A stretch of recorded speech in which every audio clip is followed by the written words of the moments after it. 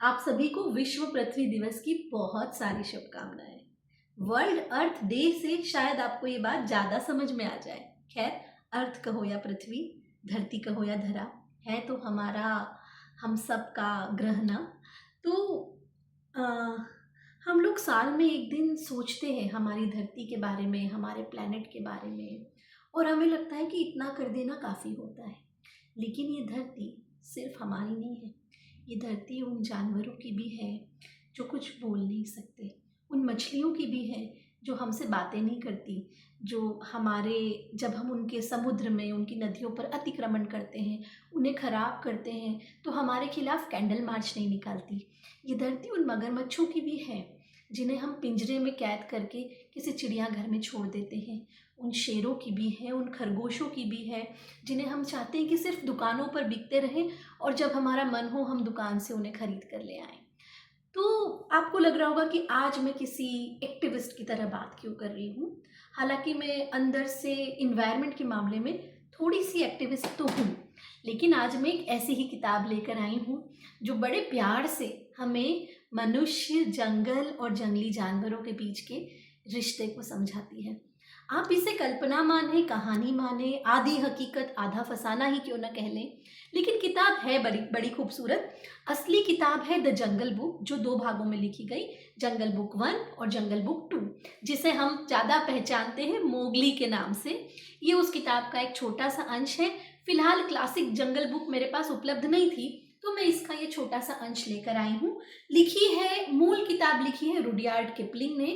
बाद में हर 4-5 साल के अंतराल पर कई अंग्रेजी के लेखकों ने जंगल बुक की बहुत सारी सीरीज लिखी। लेकिन अच्छी बात यह है कि इस सीरीज में इस कहानी का जो मूल तत्व है, जो बेस है, मोगली और उसके आसपास की दुनिया, वो हमेशा हर लेखक ने जिंदा रखा। इसकी टेलीविजन सीरीज तो बहुत लोकप्रिय है ही, ये किताब भी बहुत खूबसूरत है। सच कहूँ तो मोगली से मेरा पहला परिचय टीवी पर हुआ। इस किताब को मैंने बाद में छुआ जब मुझे ये इंटरेस्ट आया कि मैं देखूं कि ओरिजिनल राइटर ने क्या लिखा था और हमने टीवी पर क्या देखा। और जो बेसिक कॉन्सेप्ट है वो बिल्कुल सेम था कि भेड़ियों ने एक इंसानी बच्चे को पाला था जिसे किपलिंग ने नाम दिया मोगली। कई लोगों ने कई बातें लिखी कि मोगली का मीनिंग ये होता है, वो होता है, लेकिन रुडयार्ड किपलिंग ने अपने एक इंटरव्यू में क्लियर किया कि मोगली का कोई मीनिंग नहीं होता है। उन्हें बस ये नाम अच्छा लगा और उन्होंने ये नाम मोगली को दे दिया। और वो बताते हैं कि उस दौरान लगभग 6 ऐसे इंसिडेंट्स हुए थे जहां भेड़ियों के बीच इंसानी बच्चे पाए गए थे और उन्हें भेड़ियों ने पाला था। तो शायद वहीं से कहीं से उन्हें ये इंस्पिरेशन मिली। इसीलिए मैं कहती हूँ ये कहानी आधी हकीकत और आधा फसाना है, और हमें अपनी सोच पर दोबारा सोचने के लिए भी मजबूर करती है।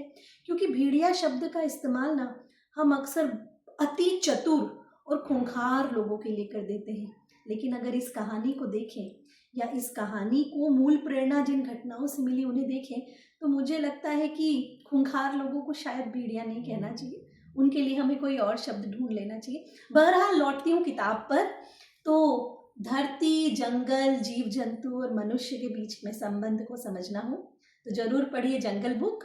बहुत सारी किताबें हैं, आगे और बात करेंगे। और जंगल बुक अगर बड़ी लगती है तो पढ़ लीजिए उसका छोटा सा अंश मोगली।